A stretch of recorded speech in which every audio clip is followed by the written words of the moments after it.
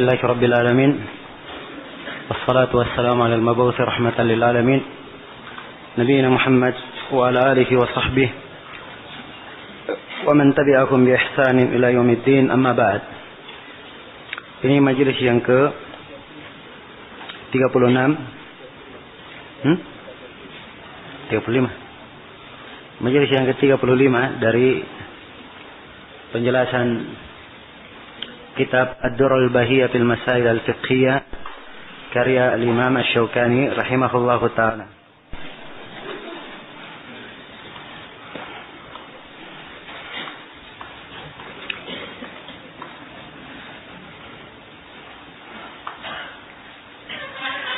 Kemudian kata beliau rahimahullahu taala Kitabud Diyat. Ini penjelasan tentang ad-diyah. Diyat jama dari diyah. Jama dari apa? Diyah. Dan diyah itu adalah tebusan yang dari kalimat wada yadi diyatan. Dia adalah hal yang diserahkan sebagai tebusan. Dan yang dimaksudkan dengan dia secara istilah adalah al-malul muadda ila majniyin alaihi aw walihi aw warithihi bisababi janayah. Adalah harta yang dibayar kepada orang yang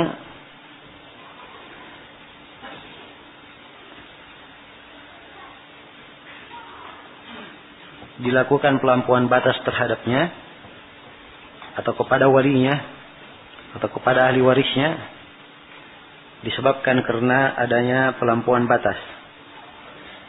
Iya. Jadi ini dia. Kalau disebut istilah dia berarti dia adalah bayaran yang dibayar karena ada bentuk pelampuan batas yang dilakukan. Dan di pembahasan kisah telah diterangkan tentang diyah ini. Dan di sini maksudnya setelah diterangkan tentang secara umum siapa yang berhak mendapatkan diyah. Maka di sini diterangkan bentuk-bentuk dari diyah tersebut. Bagaimana ketentuan dan berapa diyah itu. Ya. Dan membayar diyah ini diwajibkan di dalam Al-Quran dan Sunnah dan disepakati oleh para ulama tentang siapa yang punya hak maka wajib dibayarkan padanya apa? Dibayarkan padanya diyah. Dalam Al-Quran tentang kisah orang yang membunuh tidak sengaja disebutkan wadiyatun musallamah ila ahliha, dan dia membayar dia yang diserahkan kepada keluarganya. Ya. Dan di dalam hadis yang telah berlalu bersama kita, Nabi bersabda, "Man qutila lahu qatil, fa huwa bi khairin nadharaini, imma yaftadi wa imma yaqtul." Bagi orang yang dibunuh dari keluarganya, maka dia diberikan antara dua terbaik, dua pilihan. Apakah dia meminta dia atau dia meminta qisas. Iya. Asy-Syaukani di sini menjelaskan bentuk-bentuk dari dia dan kadarnya. Di sini beliau uraikan pembahasan. Kita berikan 8 garis besar. Pembahasan yang pertama, kadar dia karena membunuh seorang muslim. Nah, dia rajulil muslim mi'atun minal ibil. Dia seorang muslim adalah 100 dari onta. 100 dari onta. Au mi'ata baqarah. Atau 200 sapi. Au alfa syatin. Au alfa syatin. Atau 200. Apa itu 2000? Hah? 2000 kambing. Atau 1000 dinar. Ya. Atau 1000 dinar. Atau 1000 apa? Dinar. Aw 12,000 dirham atau 12.000 dirham. Aw 100 hullah atau 200 hullah. Ya, hullah baju terbuat dari apa? Sutra. Ya, atau baju dari dari Yaman, hullah, dan ini biasanya baju yang mahal. Ya, ada yang terbuat dari sutra dan selainnya. Baik. Ini tentang dia yang disebut oleh Imam Asy-Syaukani rahimahullahu taala di sini. Ya, dan untuk dia ini, penyebutan dia yang beliau terangkan, ini disebutkan dalam hadits Jabir radhiyallahu taala anhu, datang dalam riwayat mausul dan datang dari riwayat mursal. Ya. Dan lebih tegas lagi atau lebih kuat lagi sanadnya, itu dalam hadits Amr bin Shu'aib dari ayahnya, dari kakeknya. Nah, haditsnya dihasankan oleh Syekh Al-Albani. Qada Rasulullah sallallahu alaihi wasallam anna man kana akluhu. Ya. Nabi sallallahu alaihi wasallam memberikan ketentuan qada, ya, bahwa siapa yang akluhu, membayar diahnya fil baqarah, dalam sapi, ala ahli al-baqar, maka orang yang punya sapi maka dia mengeluarkan 200 apa? 200 sapi. Wa man kana akluhu fi syah, ya, al-faisyah, dan siapa yang kebanyakan keluarganya, ya, akilahnya memiliki kambing, maka dia keluarkan 2000 kambing. Nah, dan ini dihasankan oleh Syekh Al-Albani haditsnya. Ya. Dan di riwayat yang lain, juga di dalam di dalam surat Amr bin Hazm yang menjelaskan tentang qada, itu disebutkan bahwa ala ahli dhahab 1,000 dinar. Bagi orang yang mempunyai emas, dia mengeluarkan berapa? 1.000 dinar. Ya. Dia mengeluarkan 1.000 dinar. Jadi hitung saja dinar, 1 dinar 4,25 gram. Ya. Kali saja 1.000, 4,25 kali 1.000 berapa? 4,25 kali 1.000 dinar, berarti 4.250. Ya. Sudah kali saja dengan berapa harga emas sekarang? Ya. Ya. Baik. Sebentar, ini masih kita jelaskan, ya, ukurannya. Nah, jadi ini ketentuan dari apa yang dia bayar dari dia. Ya. Baik. Kemudian dia ini, jadi dia disebutkan di sini ada beberapa bentuk dia. Ya, emas, atau dia pakai dirham perak 12.000, atau dia bayar dengan onta 100, bayar dengan sapi berapa? 200, bayar dengan kambing 2.000. Yang mana yang merupakan asal dari dia? Pokok diahnya yang mana? Ini dua pendapat di kalangan para ulama. Ya, dua pendapat di kalangan para ulama. Ya, jumhurul ulama mereka berpendapat bahwa asal dari sebagian para ulama berpendapat bahwa asal dari dia seluruh yang disebut tadi oleh Imam Syaukani itu asal dari dia. Nah, dan adapun jumhur mereka katakan bahwa asal dari dia adalah apa? Asal dari dia adalah onta, itu yang merupakan asal. Ya, jelas ya. Dan sudah berlalu bahwa ini di surat qada yang ditulis oleh siapa? Amr bin Hazm, dan juga telah syah dari hadits Amr bin Shu'aib dari ayahnya, dari kakeknya, tentang sapi dan apa? Tentang sapi dan kambing, 2.000 kambing. Maka ini harusnya menjadi ukuran, menjadi asal di dalam dia. Iya, jelas ya. Maka kalau dilihat dari sisi ini, jumlah dari sapi, kemudian jumlah dari 2.000 kambing, itu memang menunjukkan harga dari apa? 100 ekor onta. Ya. Jadi pendapat kebanyakan para ulama, mereka berpendapat bahwa yang menjadi ukuran adalah 100 ekor onta, itu yang menjadi dasar ukuran. Ini pendapat kebanyakan Kebanyakan para ulama. Nah, baik. Jadi kalau diukur dari ontanya, ya, maka yang lainnya ikut di dalamnya.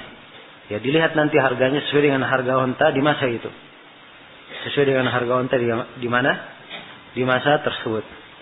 Ya.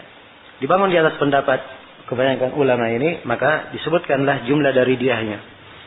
Ya, telah kita terangkan ya, bahwa ada dia di dalam membunuh. Ada dia di dalam apa? Di dalam anggota badan yang apa? Yang hilang atau yang terpotong atau yang dilukai. Nah, ini ada dia di dalamnya. Jadi kalau disebut ada dia, itu tadi ketentuan dianya. Jelas? Baik, untuk orang yang membunuh, telah kita terangkan, ada membunuh sengaja, ada yang mirip sengaja, dan ada apa? Yang tidak sengaja. Ada yang tidak sengaja. Baik, Asy-Syaukani di sini memberikan perbedaan untuk masalah membunuh. Kata beliau, wa tughalladu diyatul amdi wa shibhi bi yakuna al-mi'atu min al-ibli fi butuni 40 minha auladuha. Dan dia membunuh sengaja dan yang semisal dengan sengaja, mirip sengaja, ini tughallad, lebih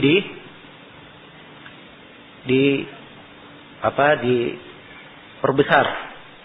Di mana dari 100 ekor onta itu hendaknya 40 darinya itu ada anak-anaknya di dalam perutnya. Maksudnya onta yang apa? Onta yang hamil. Nah, iya. Dan disebutkan di dalam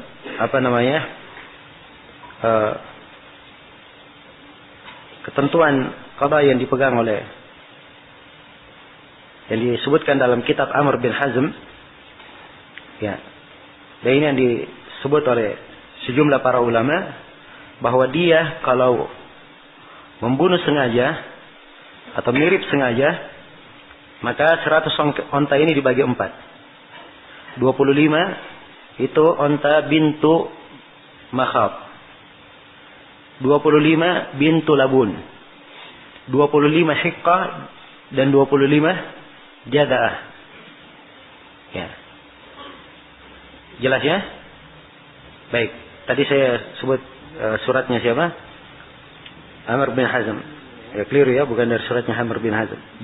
Mereka berpatokan pada hadits As-Sa'ib bin Yazid. Jelas? Jadi disebut dibagi 4. Ya. 25 apa? Bintu makhad. Bintu makhad apa? Ya. Onta betina berumur 1 tahun. 25 bintu labun. Onta betina berumur 2 tahun. Dan 25 hiqqah. Hiqqah 3 tahun. Dan 25 jada'ah. Ini berapa? 4 tahun. Ya, jadi kalau di atas peraturan ini digabungkan dengan hadis yang telah kita sebutkan, hadisnya kuat, bahwa harus hamil 40, maka dijaga ketentuan ini dan dijaga sebagiannya 40 dari apa? Hamil. Ya. Tapi Imam Syaukani rahimahullah, kelihatannya beliau tidak menganggap hadis ini syah. Karena itu beliau hanya memegang bahwa dia dari 100 ekor onta, kemudian yang penting 40 dari onta itu apa? Dia mengandung. Ya. Dan ini dalam kebijaksanaan menentukan, ya. Itulah saya di sebagian perkara saya kadang sebutkan kepada ikhwah, ada sebagian masail juga tidak cocok kita tarjih. Yang kuatnya ini, yang kuatnya ini. Ya, sebab dia kadang di pembahasan di pengadilan, ya. Maka di situ ada pengamatan-pengamatan dan bagaimana cara mempelajarinya. Ya. Sesuai dengan keadaan yang ada. Ya, dan sesuai dengan dalil-dalilnya. Baik. Jelas ya? Dan di sebuah negeri kadang ditetapkan sebuah hukum, maka itu yang berjalan di pengadilan. Ya, walaupun dari sisi pembahasan fikih kadang kita menguatkan pendapat yang lain. Tapi di pengadilan kita jalani apa yang ditetapkan di sebuah negeri. Ya, sebab itu pendapat yang rajih yang mereka pegang. Jelas ya? Baik. Kemudian kata Asy-Syaukani, jadi itu tentang apa tadi? Ya, tentang orang yang membunuh sengaja dan mirip sengaja. Ya, kalau dia membunuh tidak sengaja, maka 100 onta saja. 100 onta saja, seperti yang disebut oleh Syaukani dalam hadits yang telah berlalu. Ya, kalau di pendapat sejumlah ulama berdasarkan hadits As-Sa'ib bin Yazid, maka diringankan. Ya, diringankan. Ya, jadi disebutkan diringankan. Dia dibagi menjadi 5 di peringatannya, diringankan. 20 bintu makhab, 20 bintu labun, 20 hiqqah, 20 jada'ah, dan 20 dari ibn makhab. Jadi semua dari yang disebutkan sebelumnya dikurangi 5. Jadi 20 yang tersisa itu dengan apa? 20 dari onta apa? Onta jantan berumur setahun. Ya. Baik. Ini bagi orang yang mempertabat dengan hadits ini. Nah, kemudian berikutnya dikatakan oleh Syaukani rahimahullah. Ya. Ini tentang dia tadi, pembahasan yang kedua ya. Dia dalam membunuh tanpa sengaja, dalam membunuh mirip sengaja. Ya. Kalau yang di atas tadi yang pertama, kadar dia kena membunuh seorang muslim dengan apa? Dengan sengaja ya. Itu harusnya ditambah dengan sengaja. Kemudian yang ketiga, kadar dia kafir dhimmi. Kata beliau, wadiyatul dhimmi nisfu diyatil muslim. Wadiyatul mar'a nisfu diyatil rajul. Ya, dan dia seorang dhimmi, kafir dhimmi, itu dia hanya seperti dia apa? Dia hanya adalah 1/2 dari dia seorang muslim. Dan ini haditsnya syah. Dalam hadits Amr bin Shu'aib dari ayahnya, dari kakeknya. Dan haditsnya dihasankan oleh Syekh Al-Albani. Nah, jadi seorang kafir dhimmi, dia hanya berapa? Dia hanya 1/2 dari dia muslim. Maka ini berarti mengkhususkan kandungan ayat. Kita sebutkan dari membunuh salah. Kalau misalnya ada kafir mu'ahad yang berada di saf orang kafir, atau dia ikut mati terbunuh tanpa disengaja, maka disebutkan dibayar dia. Berarti dia hanya 1/2. Ya, berdasarkan ini.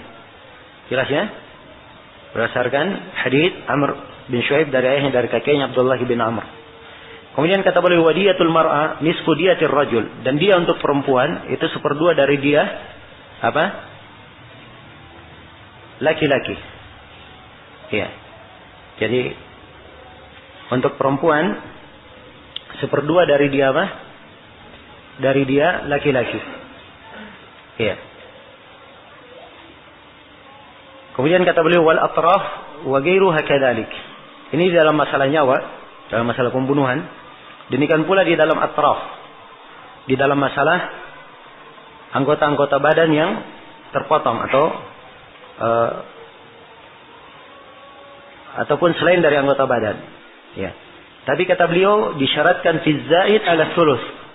Pada apa yang lebih dari 1/3. Alhamdulillah. Pada apa yang lebih dari apa? 1/3. Maksudnya begini. Dia perempuan dan laki-laki. Ya. Itu kalau dia kurang dari 1/3 maka dia hanya sama. Kalau dia kurang dari apa? 1/3 dia. Sebab akan diterangkan nanti ada yang kena 1 dia penuh. Ada yang 1/2 dia. Ada yang 1/10 dia. Jelas ya? Jadi kalau dia hanya di bawah 1/3, laki-laki dan perempuan apa? Sama. Jelas sampai sini? Misalnya hilang 1 jari. Akan datang nanti dia kena berapa? 1/10 dari dia. 1/10 dari dia berarti berapa ekor onta? 10 ekor onta.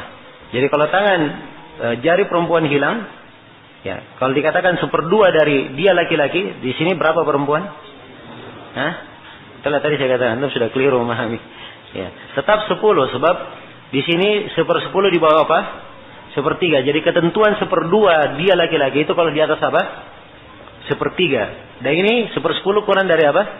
1/3. Dia sama dia hanya. Jelas ya? Ini makna ucapan Asy-Syaukani fi zaid ala thuluth. Dan beliau berdalilkan dengan hadits Abdullah bin Amr bin Shu'aib dari ayahnya dari kakeknya, yaitu Abdullah bin Amr bin As. Ya. Nabi berkata, "Aqlul mar'ati mithlu aqli ar-rajul hatta yablugha as-sulus min diyatihi." Ya. Apa yang ditanggung oleh perempuan, ya, itu sama dengan laki-laki. Akilah yang didapatkan atau dia yang didapatkan oleh perempuan sama dengan laki-laki. Sampai mencapai sepertiga dari diahnya. Ini sampai apa? Sepertiga dia sama. Tapi kalau sudah lebih sepertiga, maka diah dari perempuan itu seperdua dari apa? Diah laki-laki. Ya, jadi kalau laki-laki dapat 100 onta, maka perempuan dapat berapa? 50. Jelas ya? Baik.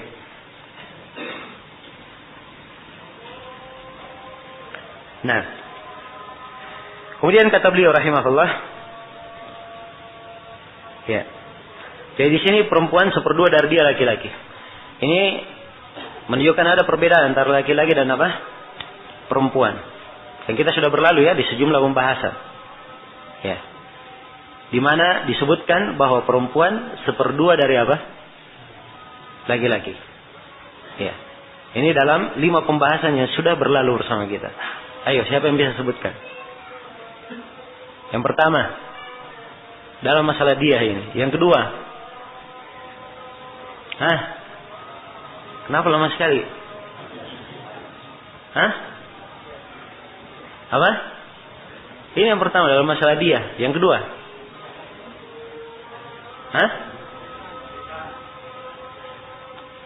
dalam masalah persaksian. Ya, laki-laki persaksiannya, perempuan 2 banding apa? Ya. Baik, masih ada satu akan datang di warisan. Afwan ya, warisan belum nyampe kita. Ini yang ketiga, warisan. Kemudian yang keempat di mana? Masalah akikah. Ya. Iya atau tidak? Ya. Laki-laki 2 kambing, perempuan apa? 1 kambing. Kemudian masalah yang keempat di dalam apa?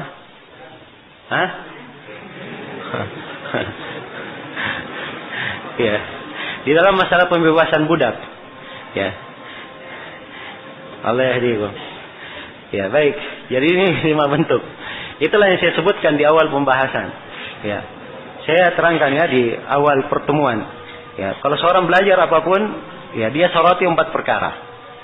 Pertama definisi, supaya dia yang keliru memahami sesuatu. Kemudian yang kedua apa? Kaidah dan ketentuannya. Kemudian yang kedua kaidah dan ketentuannya. Yang ketiga, ya, dia memperhatikan furuk, perbedaan antara ini dan itu. Ya. Jelas ya, dan ini saya tidak terlalu banyak memperluas. Ya. Kemarin ada masalah hadiah, kemudian masalah akan datang wasiat. Ya. Ada perbedaan, ini kita tidak bedakan. Tidak menyebutkan perbedaan-perbedaan. Sebab untuk meringkas waktu. Tapi ini diperhatikan. Ke depan, kalau diterangkan hendaknya apa? Diperhatikan. Kemudian yang keempat, perlu diperhatikan di penjelasan, adalah taqasim, pembagian-pembagian. Ini terbagi berapa, ini terbagi berapa. Itu penting didetailkan dan diketahui. Sebab itu usulul ilm. Pokok-pokok apa? Pokok-pokok ilmu. Ya. Jelas ya?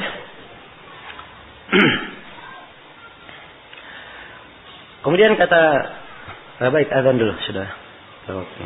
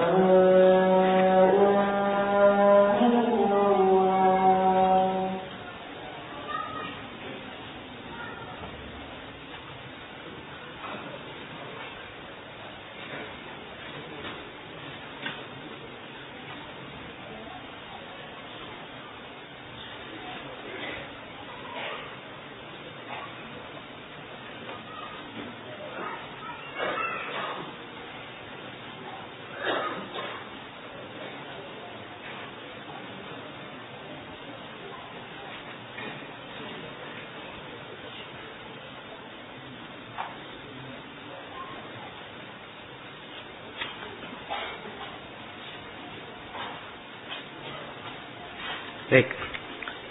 Kemudian kata Syaukani rahimahullah, pembahasan keempat sudah, yang kelima dia anggota tubuh dan luka. Kata beliau, wa tajibud diyatu kamilah. Dan dia secara sempurna itu wajib fil ainaini, kalau hilang kedua mata semuanya. Wasyafataini, dan hilang apa? Kedua bibir.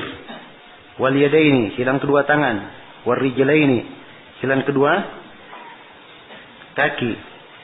Wal baydataini, dan hilang kedua telurnya. Ya.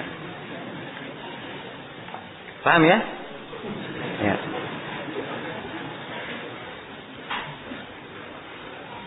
Wa fil wahidati minha nisfuha. Ya. Dan kalau hilang salah satu dari keduanya, dia mengambil 1/2 dari dia.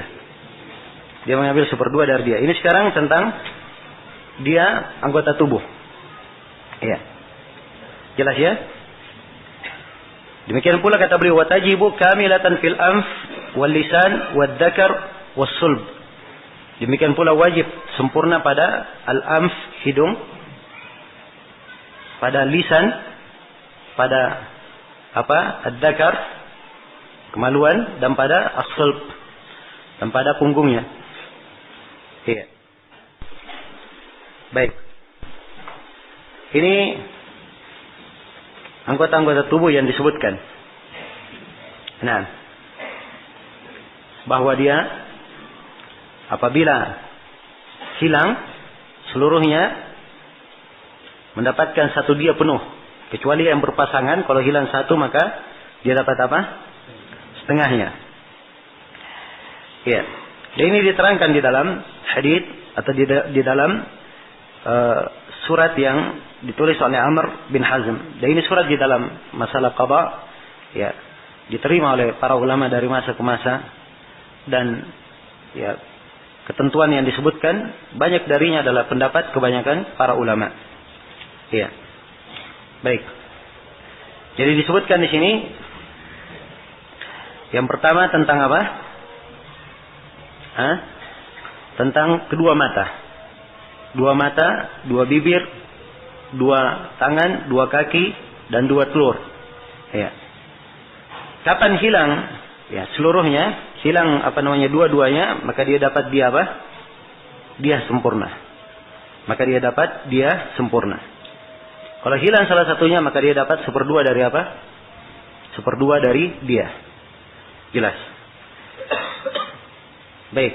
Kemudian kalau misalnya pada hidung, lisan, hidungnya misalnya hilang, ya, atau ada yang melakukan pelampauan batas terhadapnya sehingga hilang lisannya, maka ini juga membayar apa? Dia mendapat dia penuh. Ya, dia penuh. Baik. Ya. Dan di sini tidak diterangkan tentang dia apa? Jari jemari. Ya. Dan hal tersebut diterangkan dalam hadits Ibnu Abbas bahwa jari jemari dari kaki dan tangan itu setiap dari jari mendapatkan 10 dari onta. Berarti berapa? 1/10 dia. Ya, kecuali kalau jari jemarinya hilang semua, maka dia dapat apa? Dia sempurna. Baik. Ya, itu anggota tubuh. Dan ada yang disebut oleh para ulama dari manfaat di tubuh. Ya, dari apa manfaat di tubuh? Ya, kalau misalnya dia hilang pendengarannya, ya, setelah dilakukan lampuan batas terhadapnya, dia tidak bisa mendengar. Ya, tidak bisa apa? Mendengar. Telinganya ada, tapi tidak bisa apa? Mendengar. Atau hilang pelihatannya. Matanya ada, tapi tidak bisa apa? Melihat. Ya, sudah tidak bisa mencium lagi. Ya, tidak bisa membedakan bau. Ya, tidak bisa merasa. Maka ini oleh Ibnul Mundzir, ya, disebutkan oleh para ulama disebutkan bahwa kalau hilang yang seperti ini, maka dia dapat dia sempurna. Ibnul Mundzir menyebutkan kesepakatan dari para ulama kalau pendengarannya hilang maka dia dapat apa? Dia sempurna. Ya. Sebab ini hal yang di dalam badan, hal yang di dalam tubuh tidak ada yang semisal dengannya. Ya, jelas ya? Kalau dia sudah tidak bisa mendengar lagi, maka tidak mungkin anggota tubuhnya yang lain bisa mendengar. Jelas ya? Demikian pula disebutkan kalau dia setelah dilakukan pelampuan batas terhadapnya, dia tidak bisa berbicara, tidak bisa berjalan lagi, atau dia tidak bisa berhubungan lagi, tidak bisa menikah lagi, ya, maka ini juga dia mendapat apa? Dia sempurna. Ya, jelas. Dan disebutkan juga oleh sejumlah para ulama bahwa pada 4 rambut itu dapat dia sempurna. Ya. Pada rambut kepala, rambut jenggot yang tumbuh, rambut jenggot, kemudian rambut alis mata, ya, kemudian rambut mata itu sendiri. Ya. Jelas ya? Rambut mata itu sendiri. Ya, rambut kalau hilang semuanya, maka apa? Dia dapat 1 dia penuh. Ya. Kalau misalnya alis ini 1 hilang, maka dia dapat 1/2 dari dia. Nah, jenggotnya misalnya setelah dilakukan pelampuan batas padanya, jenggotnya tidak bisa tumbuh lagi. Ya. Misalnya terbakar ya, dibakar ininya, akhirnya jenggotnya tidak bisa tumbuh, maka dia dapat apa? Dia sempurna. Nah, ini perhatikan ya bagaimana Islam menjaga hal ini. Ya. Dan ini dari hal yang menunjukkan kewajibannya memelihara jenggot. Ya. Baik. Setelah itu, setelah menjelaskan dia pada anggota tubuh, maka beliau berpindah menjelaskan tentang dia pada luka. Ya. Kata beliau, wa arsyul ma'mumah wal jaifah thuluthu diyatil majni' alaihi wal fil munaqqila ushru diya wa nisfu ushriha wa fil hamisha ushruha wa fi sinnin nisfu ushriha kada fil mawdiha. Ya, ini istilah ya semua. Istilah tentang luka-luka. Ya. Baik. Yang dimaksud dengan pembahasan luka di sini ada 2 macam. Ada luka yang disebut dengan nama syajjah. Syajjah ini luka di kepala dan di wajah. Khusus luka di mana? Kepala dan di wajah. Ya, luka yang lainnya itu lain pembahasannya. Baik. Khusus untuk di kepala dan di wajah itu kalau ada terluka maka disebut apa? Syajjah. Dan syajjah ini di kalangan orang Arab, ya, ada 10 bentuk luka. Ya, ada 10 bentuk luka. Jelas ya? Yang pertama ada namanya al-harithah. Ya, al-harithah ini ya, ketentuannya dia membelah kulit sedikit tapi tidak berdarah. Membelah kulit tapi apa? Tidak berdarah. Ini al-harithah. Yang kedua adalah al-bazilah. Al-bazilah keluar darah tapi apa? Sedikit. Keluar darah tapi sedikit. Nah, kemudian yang ketiga adalah al-badi'ah. Ya, al-badi'ah. Ini bukan kulit saja tapi dia sudah menyentuh apa? Menyentuh daging. Ya. Kemudian yang keempat adalah al-mutalahimah. Ini luka, dia sudah menyentuh daging, sudah mulai tenggelam di dalam daging. Sudah mulai tenggelam di apa? Di dalam daging. Ini yang keberapa? Yang keempat. Yang kelima as-samhaq. Ya. As-samhaq ini dia membelah daging, turun, tidak ada antara dia dan antara tulang kecuali apa? Hanya seperti kulit yang tipis. Ya. Ini samhaq. Nah. Jelas ya? Ya. 5 jenis luka ini tadi tidak disebutkan berapa kadar apa? Kadar dianya. Ya. Tapi asalnya wal juruh qisas. Allah berfirman dan juruh apa? Qisas. Tapi dalam hadits tidak diterangkan, maka di sini ijtihadnya hakim yang menentukan. Ya. Sebab dari penentuan dia ini, di situ di pembahasan qada bisa diukur. Ini mirip dengan ini mirip dengan ini mirip dengan ini. Kalau begini saja dapat 5 ekor onta, maka ini juga harusnya dapat 5 ekor onta. Ini pembahasannya di mana? Di ketentuan qada. Ya, dan kesempatan ringkas begini pun kita tidak terlalu bermanfaat untuk membahas secara detail di dalam kalau ini begini, kalau ini begini. Sebab ini memang ketentuannya di mana? Ya, di peradilan nanti para qadha, ya, di peradilan itu ditentukan dan itu menjadi patokan mereka di dalam berpijak. Ya, sesuai dengan ijtihad bersama di dalamnya. Jelas ya? Baik, yang terkait dengan hukum di sini yang keenam. Yang keenam adalah al-mudhihah. Al-mudhihah ini dia sudah menampakkan apa? Menampakkan tulang. Dia terluka di kepala atau di mana? Di mukanya sudah nampak apa? Tulang. Ya. Maka ini pada al-mudhihah di hadits Amr bin Hazm dan disebutkan di sini oleh Syaukani, dia berapa? Dia dapat di mana keterangannya di sini Syaukani? Ya, kata beliau wa fi sinnin nisfu ushriha. Dan pada gigi dapat 1/2 dari 10. 1/2 dari 1/10 dia. Berapa 1/2 dari 10? Berapa ekor onta? 5 ekor onta. Wa kadza fil mudhiha. Demikian pula dalam al-mudhiha. Berarti al-mudhiha berapa ekor onta? 5 ekor onta. Jelas ya? Ya. 5 ekor onta. Dia 1/20. Baik. Ini al-mudhiha. Kemudian berikutnya al-hashimah. Ini al-hashimah ya. Al-hashimah dia sudah menampakkan apa? Tulang, tapi sudah mulai menembus tulang itu. Ya. Maka ini dia mendapatkan berapa? Mana al-hashimah di jelasan Syaukani? Al-hashimah berapa dia sebut? Usyurah berarti berapa ekor onta? 10.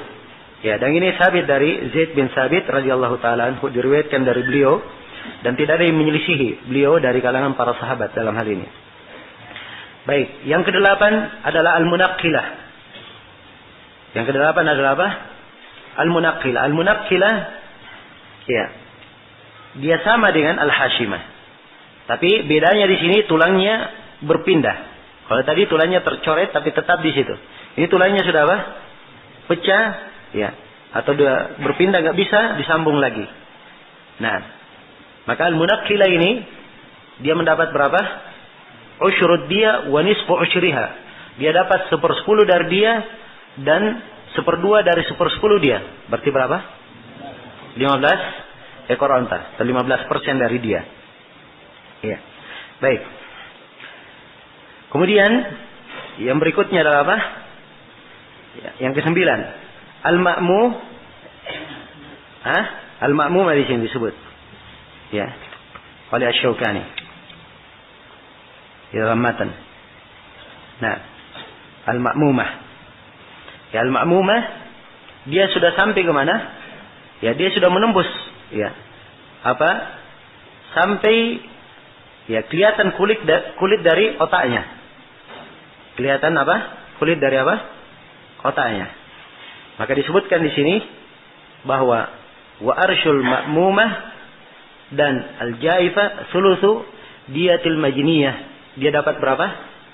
1/3 dari dia. Dia dapat 1/3 dari dia. Ya, baik. Kemudian berikutnya yang ke-10 adalah ad-damighah. Ya. Ad-damighah. Dan ini disebut juga apa? Baik. Ad-damighah ini dia lebih daripada al-ma'munah. Al-ma'mumah dia sudah apa?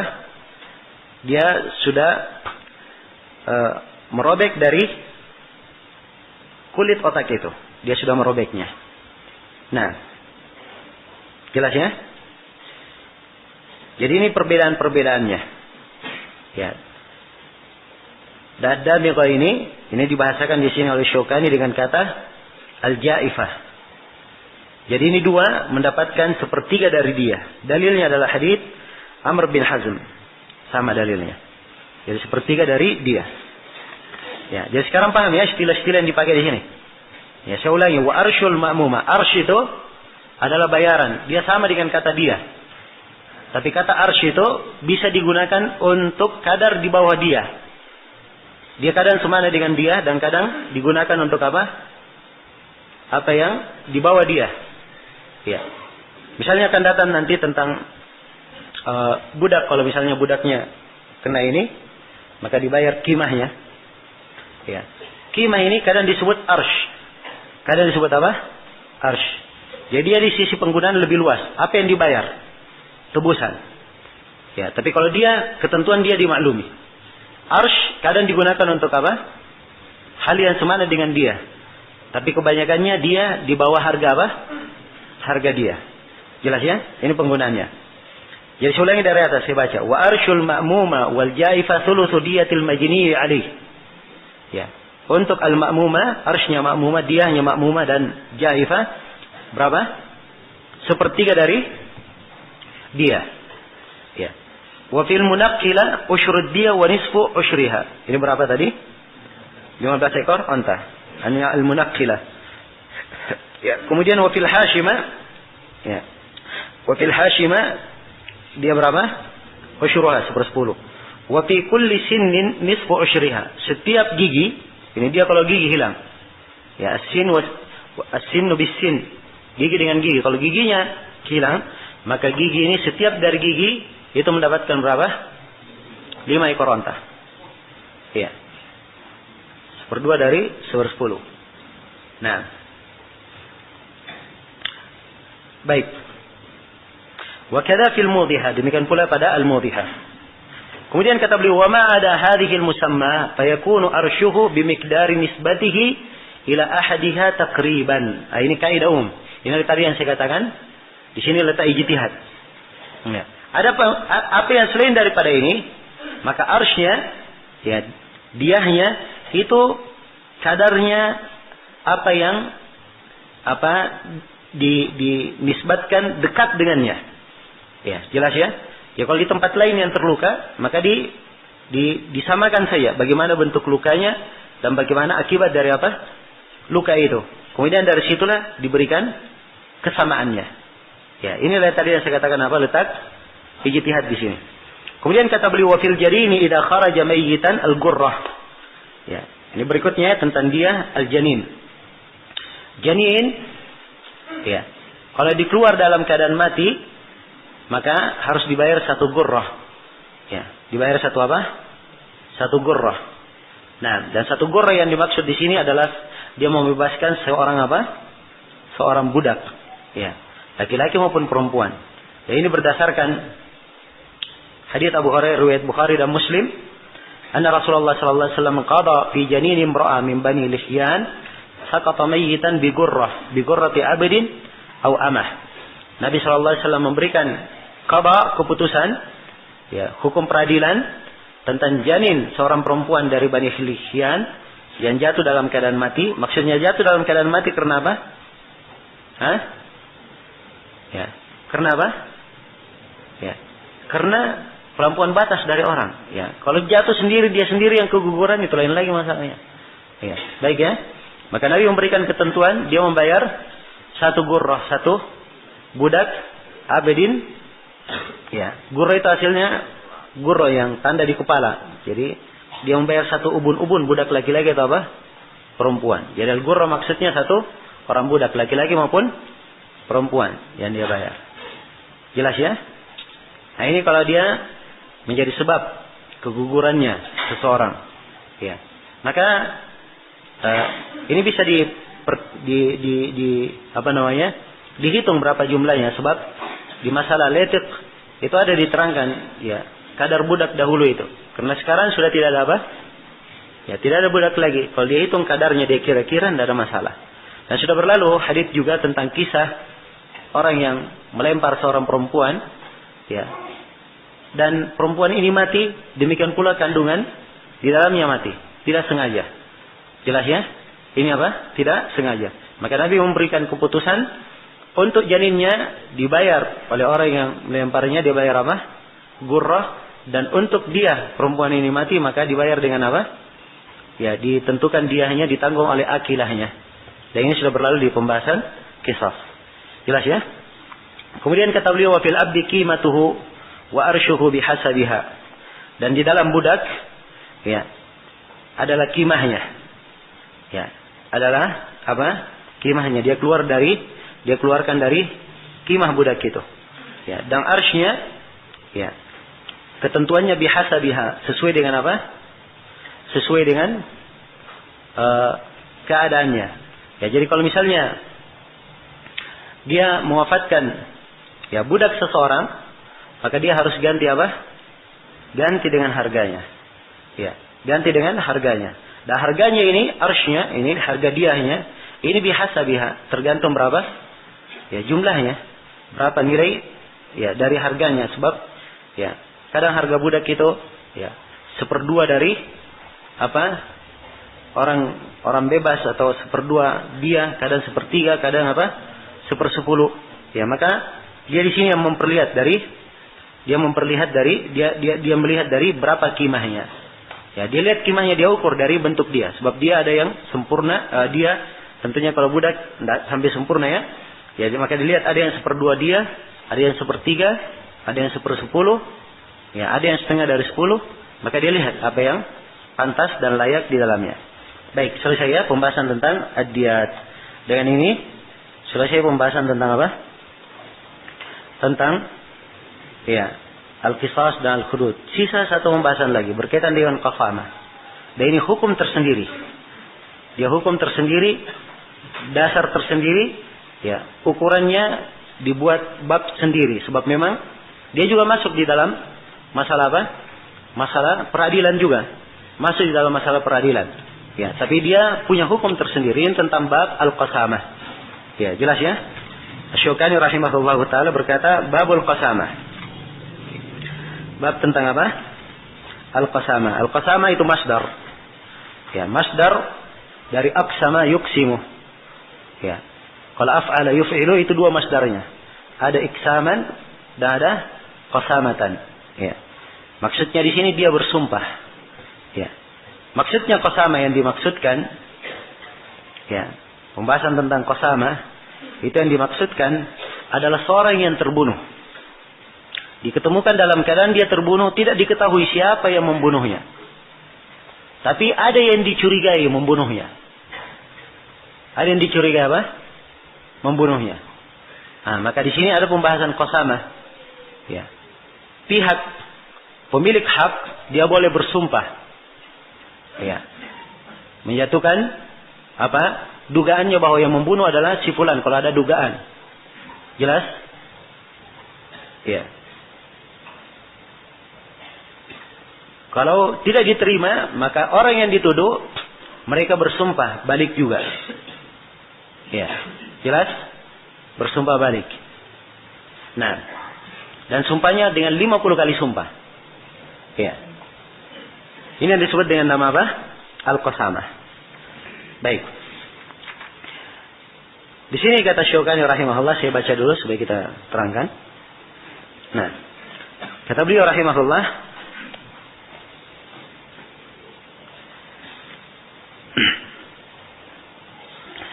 kata beliau, in kana al-qatilu min jama'atin mahsurina sabatat. Ya. Kata beliau, kalau yang membunuh dari jama'atin mahsurin, dari sekelompok orang yang terhitung, ya, sabatat, maka qasamah ini tetap, ya, bisa dilakukan qasamah padanya. Begitu maksudnya. Ya. Bisa dilakukan qasamah padanya. Ya, dalil pensyariatannya ini ada di dalam riwayat Bukhari dan Muslim, dan ini disepakati oleh para ulama.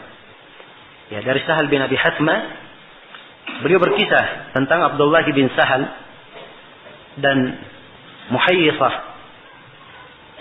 ya, Ibn Mas'ud, yang pergi ke mana? Ke Khaybar. Pergi ke Khaybar. Dan dimaklumi Khaybar ini apa?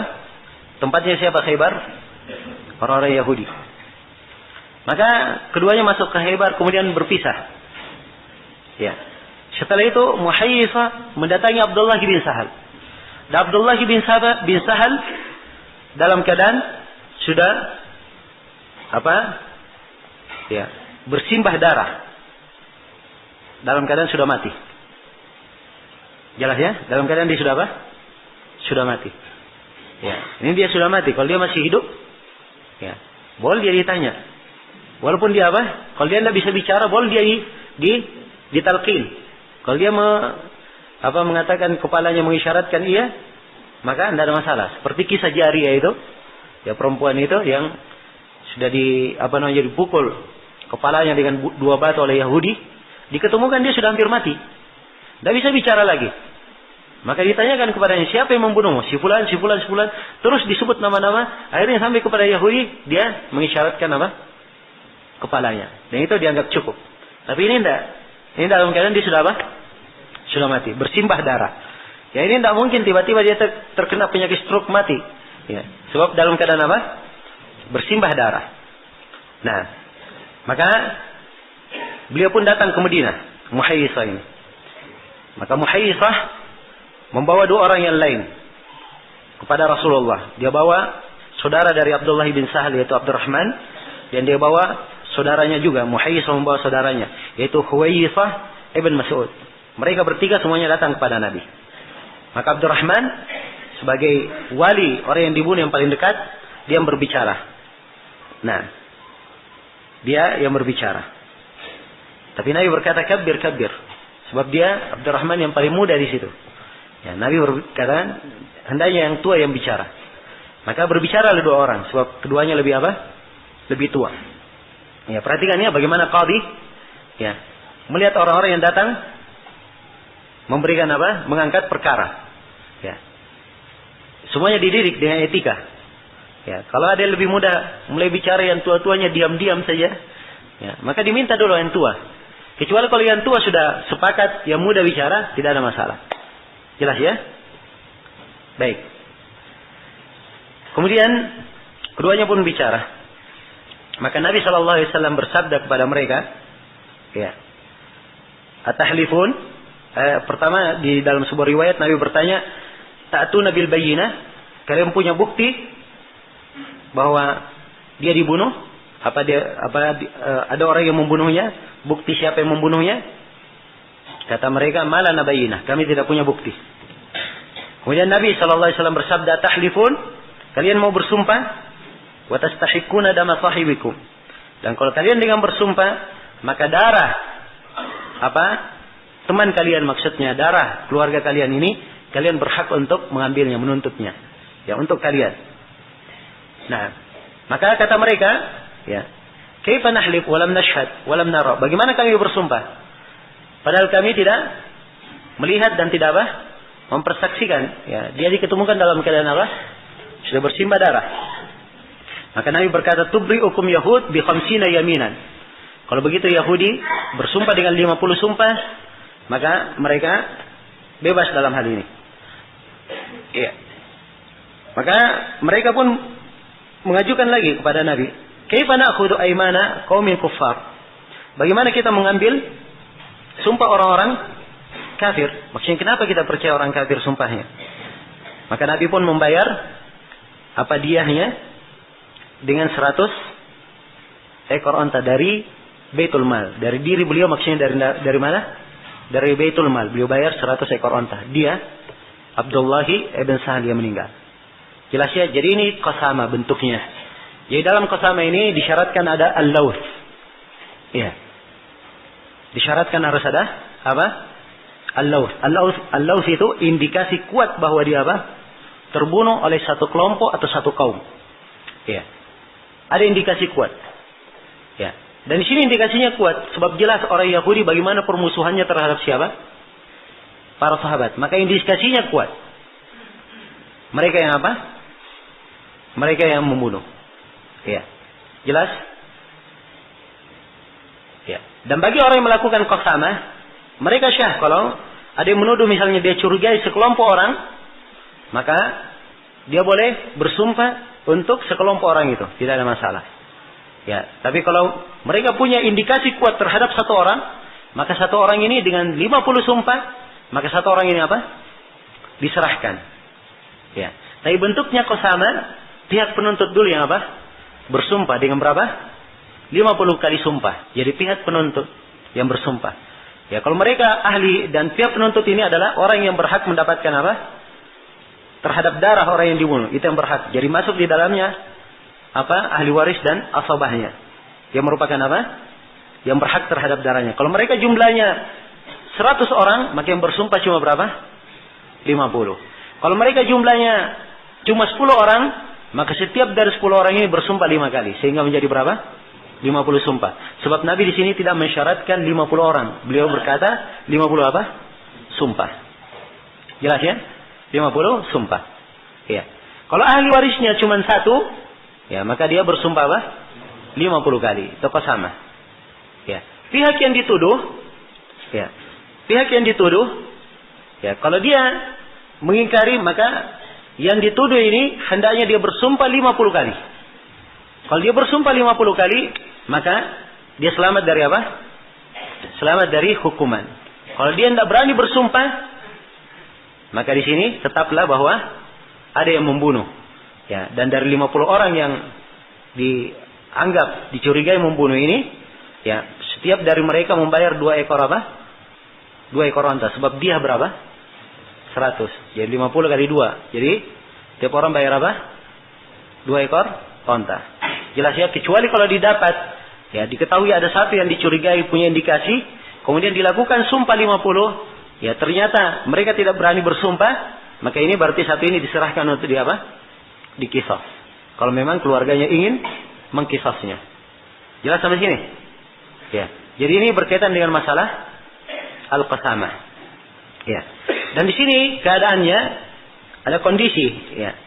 Kalau misalnya dikhawatirkan ada iltibas, ya, ada iltibas dalam qadiyah yang tidak begitu nampak, maka hendaknya pemerintah membayar diahnya dari Baitul Mal. Dibayar dari mana? Dari Baitul Mal. Nah, baik, saya baca ucapan Asy-Syaukani, saya kira dengan penjelasan ini sudah insyaallah akan jelas ucapan Asy-Syaukani. Kata beliau rahimahullah, "Idza kana al-qatilu min jama'atin mahsurin sabatat." Kalau yang membunuh dari jemaah mahsurin, maka qasamah tetap. Apa qasamah? Sudah syah untuk diterapkan. Ya, dan qasamah ini wahiya khamsuna yaminan. Dia 50 sumpah. Yakhtarahum waliyul qatil. Ini dipilih oleh wali orang yang dibunuh. Ya. Al-qatil artinya apa? Al-maqtul. Nah. Wadiyatu innakalu alaihim. Dan dia itu ditanggung oleh mereka kalau mereka nakalu, tidak mau bersumpah. Ya, nakalu artinya apa? Tidak mau bersumpah. Ya. Wa in halafu saqatat. Kalau mereka bersumpah 50 juga, maka qasamanya apa? Jatuh, tidak ada dianya sudah. Ya. Tapi kata Syaukani, wa idza tabasal amru kanat min baitil mal. Ya, kalau perkara ada iltibas, ya, maka dibayar dari mana? Dibayar dari Baitul Mal, dia tersebut. Ya, jelas sampai sini ya? Baik. Ya, tentang masalah laws ini, bagaimana ketentuannya? Ini disebutkan ada 7 bentuk di dalam buku fikih. Ya, ada yang jelas, ada yang tidak jelas. Dan ini saya kira bukan terlalu hal yang penting untuk kita terangkan. Sebab ya kaitannya di masalah peradilan. Ya, antum tahu juga nanti hukumnya harus ke pengadilan untuk ya menetapkan lausnya.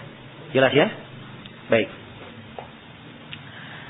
Ya, tapi secara global itu yang saya terangkan tadi. Kalau ada bentuk-bentuk apa, seperti dia ada permusuhan yang jelas, ya, antara sekelompok orang yang tadinya memang bermusuhan, ya, bahkan sudah pernah berkelahi sebelumnya. Ya, tiba-tiba mati misalnya dia di dekat rumahnya. Ya, kayak ini laus. Ya, menunjukkan apa? Qarina, indikasi kuat bahwa dia dibunuh oleh orang ini. Ya, kan begitu? Ya, jelas itu diantara bentuk-bentuk laus. Dan ada 7 bentuk disebut oleh para ulama. Baik, sekira cukup ya untuk malam ini. Ya, sebab besok kita masuk dalam wasiat. Ini terkait dengan masalah warisan. Ya.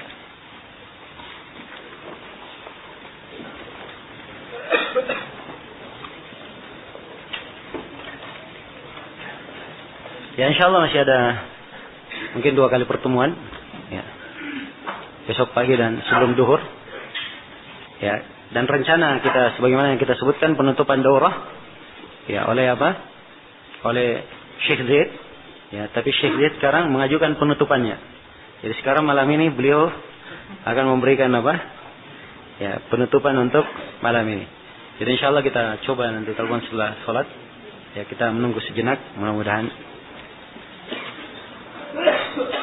Ya, subhanakallahumma bihamdik asyhadu an la ilaha illa anta astaghfiruka wa atubu ilaik walhamdulillahirabbil alamin.